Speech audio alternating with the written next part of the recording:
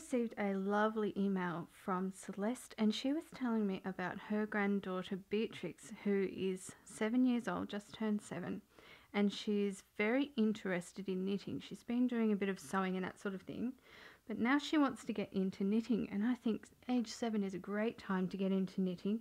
It reminds me of when I was around 7 and I spent quite a bit of time at my nana's house after school. And I loved my nana's house. It was so wonderful. She had a huge garden and she was a cat lover, so she always had cats around, and it was just really fun to be there. Anyway, in one of the top drawers in the guest room, she always had some knitting needles and some yarn, always ready to go, and often there was some knitting already started there, so you could just pick it up and knit away. But my nana taught me how to knit, and now I would like to pass that on to you. I want to start by talking about the needles and the yarn, because really that's about all you need for knitting, but it's important to know what you need to start with. So here I've got 2 different sizes of needles, and these are really cute because they have the sizes on one side, and then you turn them over and they've got the little smiley faces on the other side. And these needles are made for children, and these sizes go together, so they're actually different colours, and these sizes go together, and that's to help children get the knack of determining left from right and that kind of thing. Now I have 4mm needles here, but what I really like for teaching children is 5mm needles, and these are a US size 8 or a UK size 6. I don't like giving children really thick needles because I think that just kind of complicates the process of trying to understand how to hold the needles and hold the yarn and everything. Now for the yarn, I recommend for children to start with wool, or if you don't use wool, at least an acrylic that has some stretch to it. I've got a bit of cotton here to see the comparison. If you pull on it, it's very tight and it kind of snaps. But with the wool, if you pull on that, it's got some give. It's nice and stretchy, so it's very forgiving when you're knitting with it. A cotton, you'll end up with a bit of a tighter knit, and while it's really nice for knitting with later on, I think for beginning something stretching is a bit easier. So this blue wool that I've got here is an Australian 8-ply, which is a light worsted or a DK in the UK. I will show you a simple cast on, but I think it's easier for the first few times, at least when you're just learning to knit, if you can get somebody else to cast on for you who already knows how to do it, and if they can knit you 1 or 2 rows to start you off, that is much easier. But I'm going to show you the cast on anyway, in case you're wanting to start at that level. So we start with just a slip knot. So I drape the yarn over my fingers like this, leaving a bit of a tail, and I can pull the yarn around the fingers again, so essentially wrapping it twice. Then I pop the yarn around that side, making a little circle, and then I can pull that up. I hold on to the circle that I've made and I grab the tail, and then if I pull it up, I have a slip knot. There are all different ways of doing slip knots, so if my method doesn't work for you, have a look at another method for sure. So we pop that on the needle and just tighten it up a little bit. Now using our other needle, we come in, and the loop that is on the needle, we want this needle to go through there but at the back, like so. And we can get the this is called the working yarn, and this is the tail. So don't get them mixed up because it's the working yarn that you want to use. And we're going to bring that around the back needle, or around the blue needle, pass it through and go through that gap that's there, pull it out and pop it over the top of that needle. Now we've got 1, 2 loops on the needle. We'll do it again, go into the new loop Okay, now if you can hold onto those 2 needles by pinching them with your left hand if you are right-handed, and we go around the back, the blue needle, slowly bring that through. There's a little window there, we're going to jump on that, and then we're going to pull that out and pop it over. Now we've got 3 loops. Let's try again. We go through the new loop, pinch with your fingers with your left hand, go around the back, through, and pull out and put on. Like I said, if this is your first time knitting, do see if you can get somebody else to cast on for you. So once you know how to do this, you can do it fairly quickly.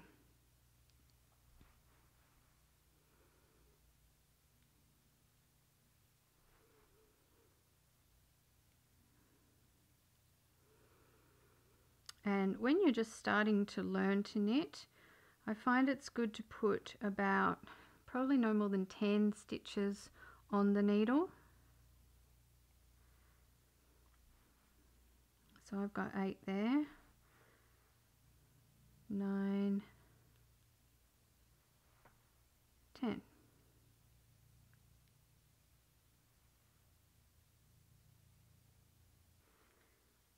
So to go over that again, we make our slip knot first. There's my loop.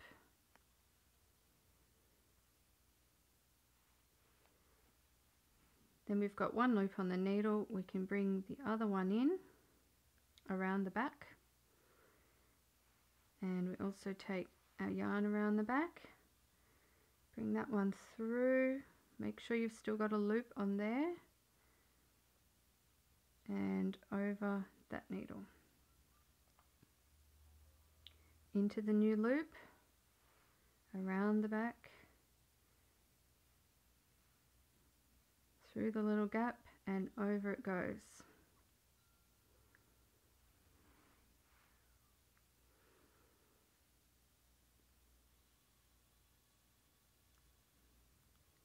And if this is too fast for you, you can use the slow motion function. Down the bottom right hand part of the screen, I think it is. So I've got 2, 4, 6 there. I'll do 4 more.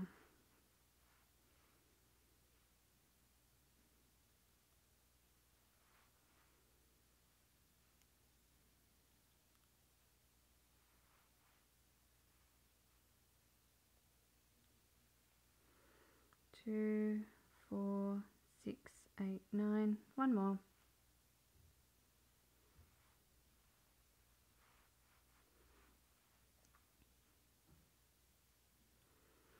Okay, so now we've got our nice little row of stitches ready for us to knit with them. Now one thing to start out with, one thing that can be difficult is how to hold your yarn while you are actually knitting, because you need to hold this under at least a little bit of tension while you're holding the sticks and making the stitches as well. And it's a personal choice how you end up holding the yarn.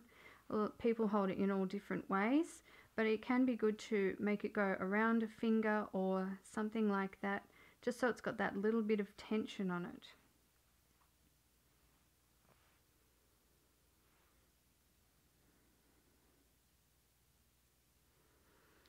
Okay, so we'll start with the knit stitch, and I've got a little rhyme that goes with this.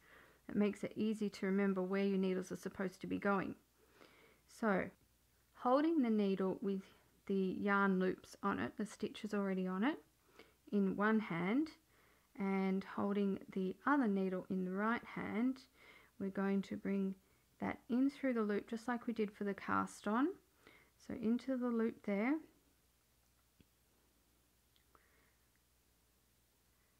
So that's in through the front door. Okay, Then we've got our yarn hanging down the back. Now remember how I had that pinching action before? You make a cross with these two and you pinch them, and that kind of holds them quite firmly in one spot, so you don't have to worry about them slipping around while you bring the other hand in to do the yarn. So the next part is bringing the yarn around the back of the back needle like we did earlier, and that's called an around the back. So that yarn goes between the cross. Now I can start to slip that blue needle out. There's a little gap there, and that's called out through the window. Once I'm through the window, I can then slide that stitch off the orange needle onto the blue, and that's called off jumps jack. So if I show you the rhyme sped up a little bit, we go in through the front door, around the back, out through the window, and off jumps jack. Do you see that? So going into the front of the loop again, in through the front door, around the back, out through the window, and off jumps jack. So now you've got 3 stitches on the other needle. We'll do that again. In through the front door, around the back, out through the window, and off jumps jack. So you can see when we get to off jumps jack, we've been around the back, we come poking through the window there. All we have to do is pull this needle up, but we don't want to let these stitches go because they'll go with it. So I'm sort of holding those stitches with the other hand while I bring this one up, off jumps jack, and then jacks on this needle. In through the front door, pinching, remember to pinch, while holding the yarn, around the back, out through the window, and off jumps jack.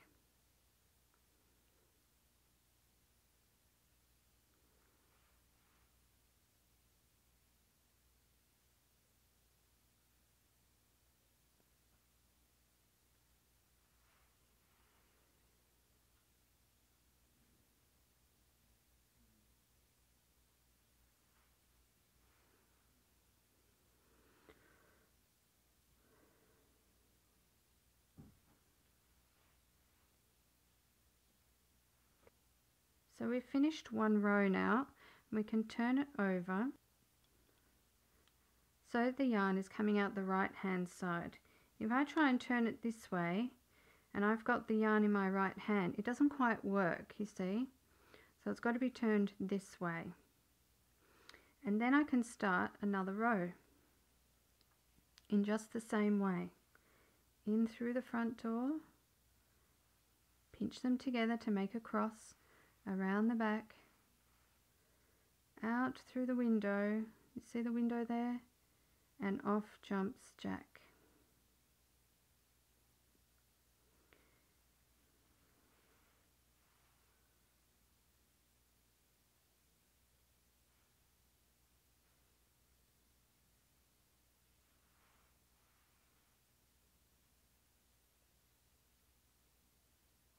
Can you see that I'm keeping these fingers on these stitches all the time so that they don't go shooting off where I don't want them to? And on this side, I'm keeping the yarn under tension all the time. That helps me keep these stitches under control as well. In through the front door, around the back, out through the window, and off jumps jack.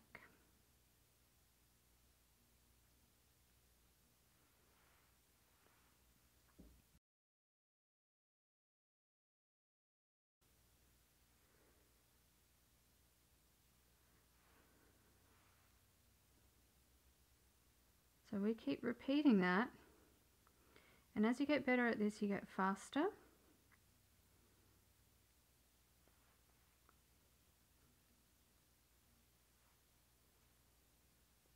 And at the end of each row, we just tidy it up a little bit, turn it over, and we're ready to start the next row.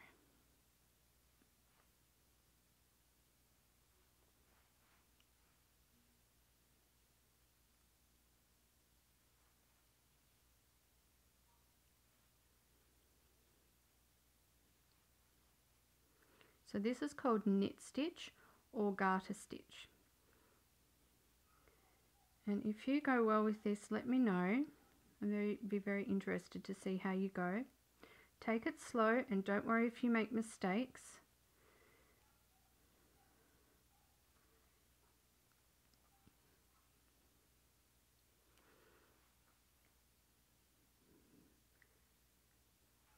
Remember that mistakes help you to learn better.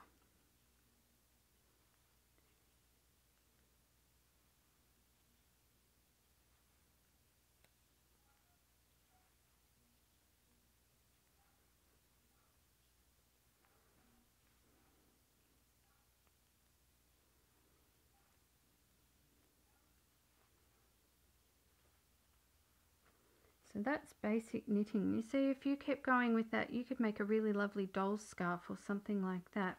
And if you make a really bad mistake or it's not working out, then you get to do what we call frogging. This is frogging. We slip the knitting off and look at that. We just unravel and then we try again. And that's how you learn to knit. You just keep trying. Ready to start again. So if you do well with your knit stitch, do let me know. And if you're interested in learning purl stitch, that would be the next step up from knit stitch. Purl stitch is lovely as well, and it goes together with garter stitch or knit stitch. So I hope this helps you, especially you, Beatrix, and I wish you all the best with learning how to knit.